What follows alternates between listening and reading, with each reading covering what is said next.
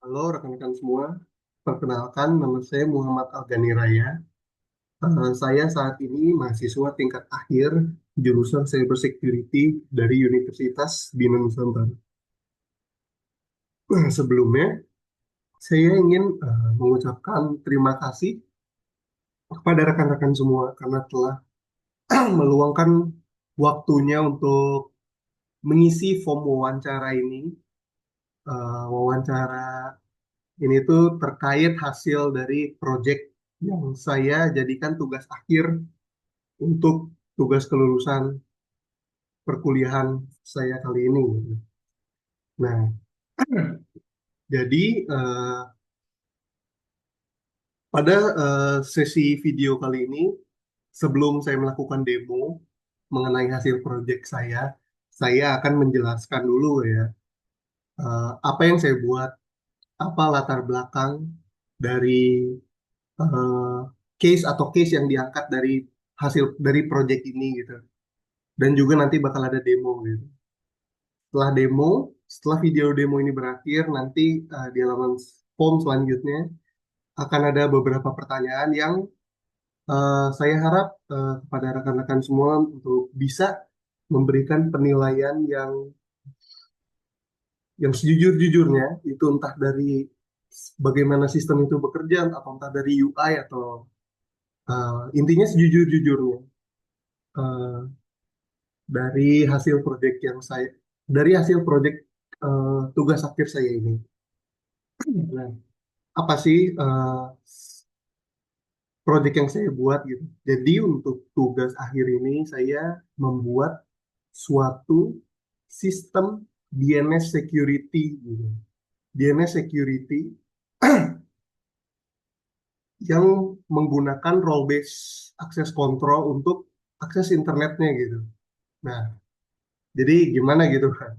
Nah, sebelumnya saya jelaskan dulu DNS atau Domain Name Service gitu. Domain Name Service itu eh, contohnya itu semisal untuk di internet ini kan banyak kayak service-service dari perusahaan ternama gitu lah, kayak YouTube, Tokopedia, Shopee, dan lain-lain gitu. Kita sebagai manusia tentunya eh, lebih hafal dengan namanya gitu. Padahal di background prosesnya itu untuk eh, untuk mencoba akses service tersebut itu, contoh misal kita ketik youtube.com gitu. Nanti di situ tuh bakal menanyakan IP aslinya dari domain tersebut gitu. Nah, jadi untuk domain security yang saya buat ini, saya menggunakan metode DNS filtering atau lebih tepatnya DNS sinkhole. Jadi di mana nanti eh, ketika aplikasi yang saya rancang ini terinstall di device user, ketika user akan mencoba akses suatu domain, contoh semisal youtube.com gitu. Nanti untuk request youtube.com-nya itu bakal ditangkap dulu ke server. Nah, di servernya itu saya menggunakan DNS Mesh Queue namanya untuk service DNS resolvernya gitu. Nah, di DNS Mesh Queue ini eh, saya setting untuk beberapa kondisi gitu. Di mana yang pertama tentunya ada status blokir gitu. Nah, status blokir itu gimana? Jadi saya sudah mengumpulkan beberapa list domain yang eh, dibutuhkan untuk proyek ini gitu. Contohnya kayak yang paling utama tuh list domain yang wajib diblokir gitu. Contohnya ini kan untuk kita mengambil case untuk di suatu perusahaan gitu misalnya. List yang untuk diblokir itu yang paling jelas itu yang malicious gitu. Yang malicious itu bagaimana? Yang pasti mengancam user sendiri gitu. Kayak contoh phishing. Yang kedua malware. Yang ketiga domain command control gitu. Nah, command control itu bagaimana gitu? Command control itu sebenarnya sama kayak malware gitu, tapi dia itu tuh bergeraknya itu di background proses gitu. Nah, untuk pada project ini tuh nanti bakal bisa kedetek gitu. Kedeteknya bagaimana setiap domain request yang ada di laptop, di end device, di device user bakal ditampung dulu ke DNS resolver, DNS MesQ yang ada di server kita sudah config gitu. Nanti di sana bakal dicek kayak contoh semisal eh, contoh semisal ada domain abc.com gitu misalnya. abc.com itu eh, bakal gimana proses ceknya gitu kan. Pertama-tama bakal ditangkap di DNS MesQ dulu. Di DNS MesQ bakal dicek untuk status blokirnya gitu. Nah, di status blokirnya itu eh, ada atau enggak gitu untuk list domain abc.com gitu. Semisal ada di listnya itu, nanti bakal DNS resolver ini bakal kayak, oh ada nih di list status, berarti gue bakal langsung berikan IP-nya itu IP dummy gitu, kayak IP dummy server server sendiri tersebut gitu, yang berisi halaman blokir gitu. Jadi sehingga untuk akses ke abc.com user tersebut, yang semisal dia harus dapat IP misalnya 100.100.100.20, dia bakal dapat IP servernya sendiri gitu. Jadi untuk koneksi ke sana otomatis terputus gitu. Nah, bagaimana untuk kasusnya tidak ada di list blokir gitu. Untuk tidak ada kasusnya tidak ada di list blokir, uh, DNS MesQ sendiri bisa juga kita config misal tidak ada di list blokir, bisa langsung ditanya ke DNS resolver yang sudah ternama gitu. Misal DNS resolver punya Google gitu, atau punya Cloudflare yang 1.1.1.1 untuk mendapatkan IP aslinya gitu. Sehingga untuk contoh misal ada service baru bernama uh, pp.com gitu misal, service yang bagus gitu, nggak ada malware, nggak ada apa, user tetap bisa akses itu gitu. Walaupun untuk proses DNS request-nya itu harus dipindah dulu ke server yang sudah kita rancang, baru nanti ke DNS resolver ternama gitu. User bakal tetap bisa akses gitu. Nah, tentunya di sini ada celah dong. Kalau semisal eh, ada domain-domain baru yang terdeteksi malicious gitu. Tentunya kan kalau di dunia cyber zaman sekarang itu antara attacker dan defender itu saling kejar-kejaran gitu kan. Nggak, nah, di sini saya juga implementasikan untuk eh, dynamic checking itu menggunakan API Virus Total gitu. Nah, Virus Total sendiri itu apa? Virus Total itu tuh kayak open source threat intelligence platform gitu, yang di sana itu user bisa melakukan checking beberapa artefak gitu. Artefak itu kayak apa gitu? Contoh misal IP, URL, domain, eh, dan lain-lain lah. Nah, di situ tuh udah ada 70 sekianan security vendor ternama gitu, kayak contoh Socradar, eh, Palo Alto untuk yang service cyber security ternama lah gitu. Jadinya, dan juga di situ ada community community score gitu. Semisal, tentunya kan setiap hari aja mungkin pasti bakal ada attacker-attacker yang membuat domain baru untuk kegiatan negatif yang lain gitu. Contoh semisal phishing atau command control dan lain-lain gitu kan. Semisal eh, di virus total ini bakal selalu update sih untungnya kayak untuk community score dan lain-lain dan penilaiannya gitu. Jadi untuk penilaian API di sini saya mengambil parameter yang pertama community score, yang kedua kategori gitu. Nah, kategori di sini apa? Kategori di sini itu yang wajib. Jadi di virus total juga terkadang ada beberapa vendor yang mengklasifikasikan domain tersebut itu eh, ke kategori tertentu gitu. Contoh semisal ada domain 888.com gitu.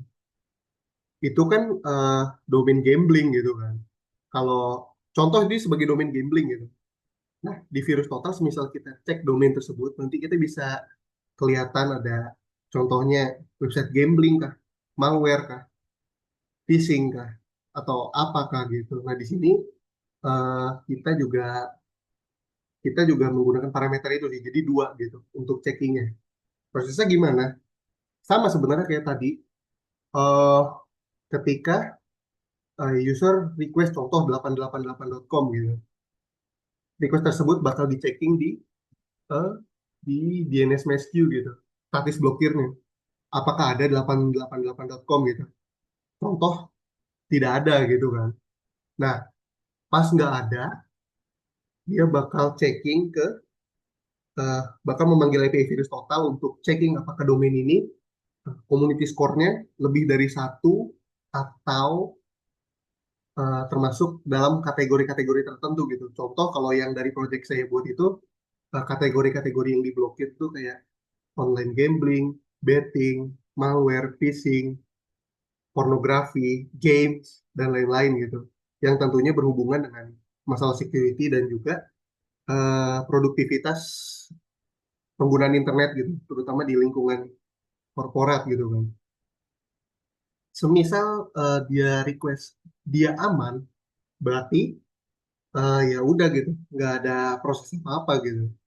Tapi ketika dia ada terdeteksi antara dari community score atau dari kategori, domain tersebut bakal langsung dicatat di suatu list statis di DNS queue yang saya sudah setting, dan nanti seterusnya ke depannya, semisal ada user lain mencoba akses 888.com, bakal sama sih untuk responnya. Oh, 88 ini di list blokir statis biasa nggak ada. Tapi di list statis blokir hasil pengecekan virus total ada gitu. Bahkan nanti user terima responnya IP dari server tersebut sendiri gitu. Bukan IP asli dari domain 888.com gitu. Nah, selanjutnya itu kan dari sisi security gitu ya. Nah, dari sisi efektivitas penggunaan internet terutama di lingkungan kantor gitu ya. Nah, jadi ada beberapa research paper yang mengatakan bahwa eh, beberapa karyawan di kantor, terutama yang internetnya tidak dibatasi penggunaannya, banyak melakukan istilahnya itu cyberloafing gitu. Istilah istilah dari peneliti tersebut cyberloafing atau yang biasa kita sebut lah kayak tidak ketidak efektifan lah penggunaan internet gitu. Tidak efektifannya itu bagaimana gitu.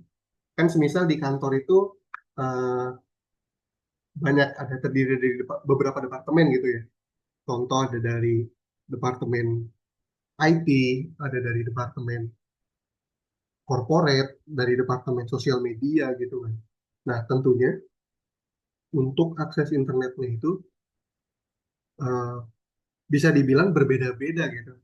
Contoh, eh, apakah departemen accounting butuh membuka sosial media gitu untuk pekerjaannya sehari-hari kan doubtful gitu. Nah, kalaupun enggak juga nggak apa-apa deh gitu kan. Nah, di sini saya juga menggunakan role based access control untuk akses internet, untuk pemberian akses internet kepada user-user yang sudah di segmented gitu. Nah, prosesnya gimana? Sebenarnya sama aja kayak yang tadi, terutama pada status blokir gitu ya. Jadi untuk list status blokir itu saya tadi udah ini dibagi-bagi gitu kayak contoh. Untuk di project ini sih saya ada 3 role gitu ya. 3 role itu ada eksekutif yang dimana ini role paling fleksibel lah. Yang kedua ada corporate communication. Nah ini tuh untuk list yang akses ke sosial medianya itu dibuka gitu untuk websitenya gitu kan. Nah yang ketiga ini standar gitu. Nah standar ini tuh paling ketat lah gitu. Dimana untuk sosial media, e-commerce dan lain-lain dia nggak bisa dibuka gitu. Nah contoh di sini saya bakal kasih tunjuk untuk code-nya gitu. Di sini ada role ID satu gitu. Ini standar gitu kan. Blokir semua gitu kan. Nah, di sini tuh yang tadi saya sudah bilang gitu, untuk di statis blokir itu saya menggunakan DNS sinkhole di mana ketika user request nama domain yang sudah ada di list bakal di reply dengan IP server tersebut yang sudah ada web server gitu. Web server itu berisi apa? Uh, web page web page yang menginformasikan user bahwa ini tuh diblokir karena alasan tertentu gitu. Contoh di sini gitu. Untuk uh, IP server yang saat ini yang existing gitu 192.168.5610 gitu. Nah, ini yang udah saya bagi-bagi gitu contoh e-commerce, multimedia sama sosmed gitu kan. Role-nya itu bagaimana gitu kan. Role-nya itu eh, lebih ke kayak gini gitu contoh. Role ID satu gitu. Role ID satu ini role standar gitu kan. Blokir semua gitu. Nah, untuk yang file all basic block ini kan yang tadi saya sudah bilang itu wajib untuk semua role gitu. Tentunya kan karena malicious gitu. Security reason gitu kan pastinya. Sama yang emang gak wajar dibuka aja gitu kayak contoh pornografi, gambling dan lain-lain gitu. Nah, dia itu bakal ngeblokir sosmed.txt, multimedia txt dan lain-lain gitu. Nah, untuk role ID 2, dia bisa akses sosmed gitu. Makanya untuk yang multimedia txt dan e-commerce txt dan lain-lain ini tetap diblokir gitu. Untuk yang eksekutif, dia hanya all basic block gitu. Nah, sekali lagi ini tuh hanya eh, menerka-nerka gitu untuk eh, role dan aksesnya gitu. Karena ini based on experience aja sih gitu. Waktu saya magang juga untuk akses role-nya itu seperti itu gitu. Nah, sekarang kita lanjut ke bagian demo aplikasinya gitu.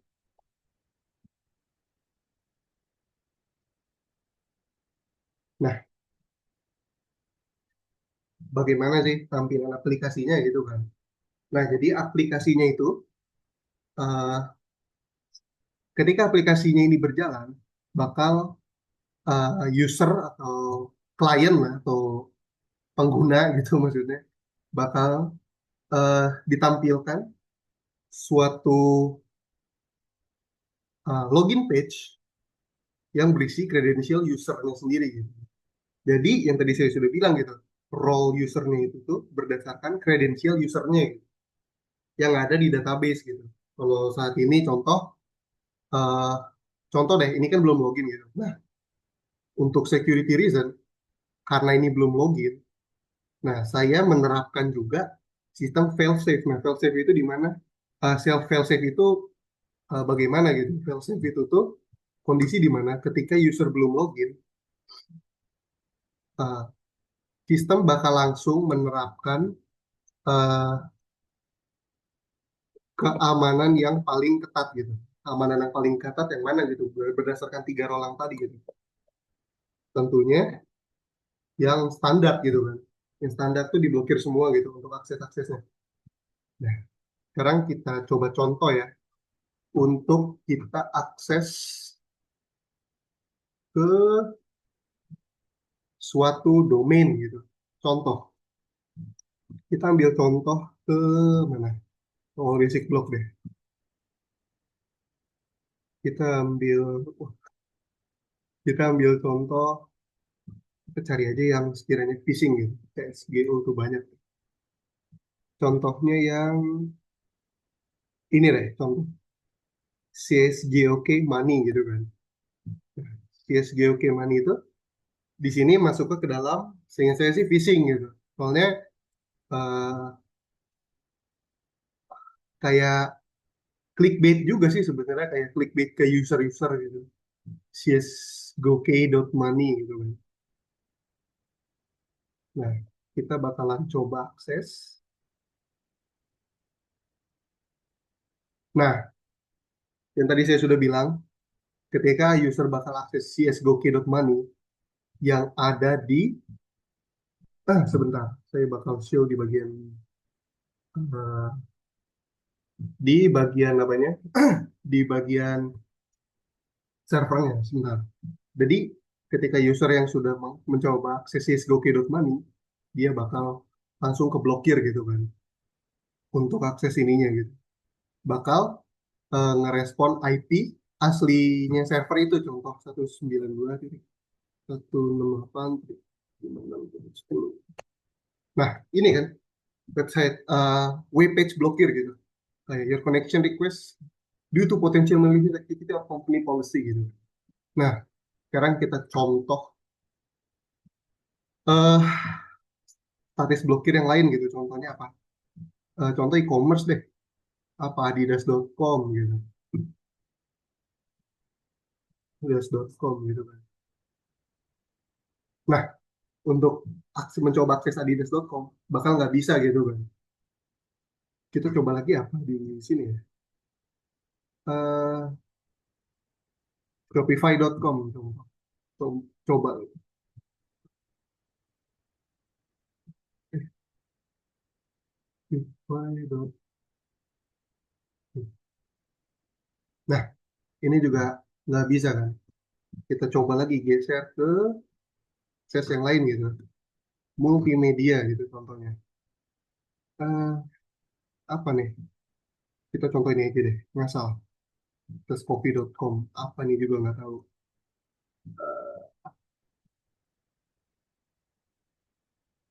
Nah, sama sih. Tescoffee.com juga nggak bisa. Kita ambil contoh. Ini mah langsung aja deh. Coba Instagram.com. Nah, aksesnya diblokir kan. Yang tadi saya sudah bilang, jadi untuk aplikasi ini tuh, ketika aplikasinya sudah start, dia bakal dia bakal selalu eh, menerapkan fail safe policy itu yang tadi dibilang. Fail safe policy itu paling ketat lah gitu. Nah, di sini kan saya untuk server saat ini masih pakai VirtualBox gitu kan. Kalau yang tadi contoh di sini, eh, ini kan yang background proses lah ya. Ini yang tadi cuma csgo.money gitu. Sudah diblokir lokal gitu kan. Adidas.com sudah diblokir lokal gitu. Sudah diblokir lokal dan lain-lain gitu kan. Nah, ini ntar kalau misalnya contoh katalog.gamepass.com gitu, ini dari mana ya? Ini harusnya dari background proses sih nggak tahu. Dia bakal kalau misalnya save ya save gitu. Reasonnya clean gitu. Ini berarti satu kuota pengecekan sudah dipakai gitu untuk first totalnya gitu. Kebetulan saya juga masih menggunakan yang free jadinya terbatas gitu. Nah sekarang kita contoh eh, login gitu, login menggunakan role yang lain-lain gitu kan.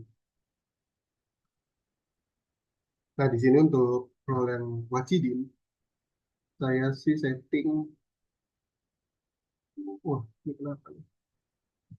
Sebentar. Untuk coba kita ya, coba.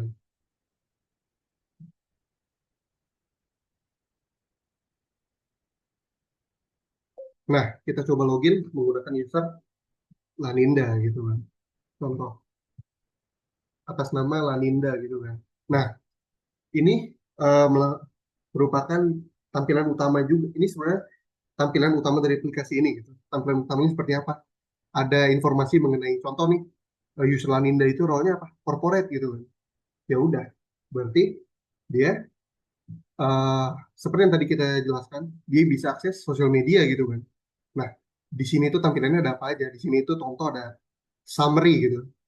Ada filter juga sih sebenarnya ada filter untuk eh, show data yang mau kita ini tuh kapan aja gitu. Contoh all time nih kan. Nah, oh ya, satu lagi yang tadi saya lupa jelaskan. Jadi untuk setiap proses uh, domain request bakal disimpan di database gitu. Contoh yang tadi itu uh, ini yang tadi katalog Game Pass gitu kan. Nah, yang hari ini bakal disimpan di database gitu. Nah, di recent logs juga ketahuan gitu, allow, save, clean dan lain-lain gitu. Untuk yang last 24 hour gitu, nah, di sini tuh contoh tadi kan baru ada 4 traffic doang kan. Dan empat-empatnya kebetulan safe gitu. Sebenarnya tuh safe karena emang statis blokir aja gitu kan, by rule. Jadinya nggak nggak kedetek gitu. Nah, di sini tuh ada total traffic dari last 30 days gitu contoh. Thread blocknya ada berapa? 37 gitu. Dan save traffic-nya itu ini gitu contoh. Nah, di sini tuh udah menampilkan kayak top block domain gitu. Contohnya ini gitu. Ini tuh bakal contoh domain ini di request sekali. Reasonnya kenapa gitu? Ini tuh contoh request domain yang nggak ada di statis ya. Zoning rt bla bla bla dot rasio dot apa dot ru nih sekali. Reasonnya kenapa? Malicious score 7 gitu. Kan berarti kalau udah malicious score ini dari community score gitu, virus total. Ya berarti emang wajar sih untuk diblokir gitu kan. Zbest bla bla bla ini juga diblokir gitu sih. Nah sekarang kita bakalan coba untuk eh status blokir. Untuk row base-nya gitu kan. Kita coba cari lagi. eh Sebentar. Kita coba cari lagi untuk basic blocknya. Kita coba apa nih? CS mau money gitu. CS mau money. Harusnya bakal harus ke blokir. Karena memang sesuai dengan aturan tadi di codingan Python kita untuk role corporate communication semua role sih untuk yang ada di all basic block di blok untuk yang contoh dia bakal sosmed gitu ya e-commerce harusnya bakal tetap keblokir gitu kita contoh buka adidas.com lagi so, so kita buka etsy.com gitu etsy.com nah aksesnya diblokir juga gitu kan sekarang kita buka sosial media gitu tadi kan Instagram nggak bisa ya Instagram.com dan gitu. Emang bisa gitu untuk Instagram.com. Berarti untuk role-nya eh, berfungsi gitu untuk role corporate communication gitu kan. Sekarang kita coba log out lagi dan untuk coba role yang paling fleksibel atau yang paling renggang lah. Ini role eksekutif gitu.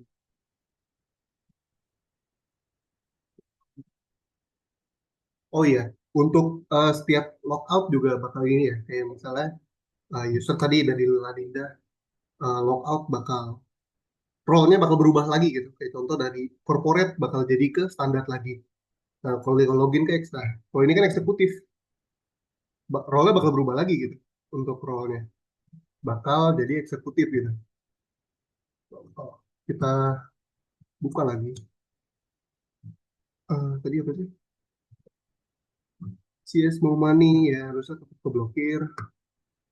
Uh, Instagram.com harusnya pasti bisa. Corporate aja bisa, eksekutif harusnya bisa. Dan satu lagi, uh, e-commerce ya, Adidas.com. Di sini dia bakal nge-reload kan.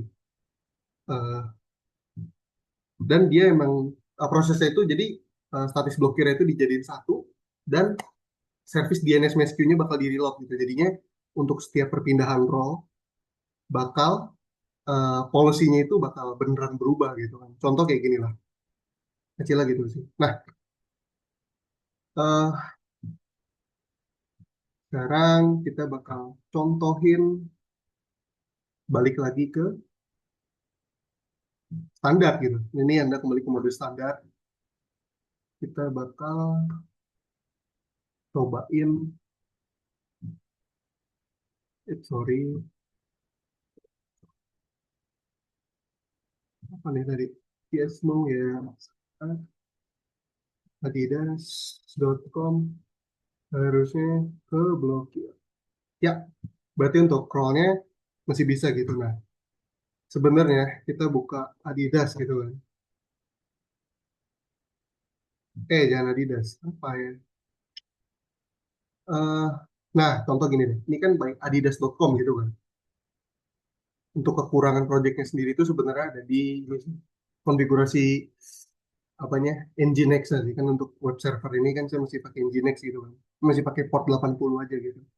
Sekarang kita contoh untuk HTTPS request gitu, HTTP secure gitu kan. Apalagi yang kalau terutama suatu domain atau suatu service atau suatu website ini strict banget gitu. Kalau contoh eh, harus pakai HTTPS gitu kan. Pasti ada tuh kan. Contoh kita www.adidas.com gitu. Kalau ini kan not secure gara-gara HTTP gitu, HTTP request gitu. Kita coba yang Adidas apa ya? Eh, Instagram deh, Instagram.com gitu. Yang jelas ke blokir gitu kan. Instagram kita buka di gini aja. Ini yang https www.instagram.com. Nah, dia bakal this can be reached gitu. Kenapa? Ini tuh sebenarnya ya memang show-nya error gitu kan. Errornya kenapa? Yang tadi saya bilang gitu. Untuk saat ini, project yang saat ini saya buat itu masih based on HTTP request gitu. Untuk yang HTTPS request, sebenarnya ini tuh eh, berhasil sih sebenarnya untuk keblokirnya gitu. Tapi untuk show web page ininya itu masih belum dikonfigurasi gitu. Karena emang agak rumit juga gitu kan. Sehingga untuk jadi ini tuh case-nya gimana gitu. Contoh kita request HTTPS ini gitu, Instagram.com gitu kan. Domain request ada nggak apa nggak bakal mau terima gitu karena ini tuh kayak gagal gitu, refuse to connect gitu kan. Dan sebenarnya ini tuh berhasil gitu untuk crawl base-nya gitu. Itu aja sih sebenarnya. Untuk demo kali ini eh, saya harap eh, bisa untuk eh, merangkum seluruh hasil proyek saya untuk kali ini. Untuk dari segi sisi security yang tadi saya bilang, untuk dari segi pemberian akses internet gitu kan. Eh, Pemberian akses internet kepada user-user by role gitu kan. Ya tentunya proyek ini masih banyak kurangnya gitu kan. Tapi maksudnya eh, silahkan kepada rekan-rekan sekalian untuk memberikan masukan entah dari sisi security, entah dari sisi desain, entah dari sisi flow-nya atau apanya gitu untuk memberikan saran gitu kan. Saran untuk kedepannya gitu kayak contoh. eh, ini kan masih untuk by satu user gitu. Ntar kalau misalnya udah satu user bla bla bla gitu. Nanti ada di form halaman selanjutnya gitu. Eh, Cukup sekian untuk demo kali ini. Sekali lagi terima kasih udah meluangkan waktunya untuk mengisi form, eh, menonton demo dan memberikan masukan untuk project atau tugas akhir saya perkuliahan kali ini. Terima kasih.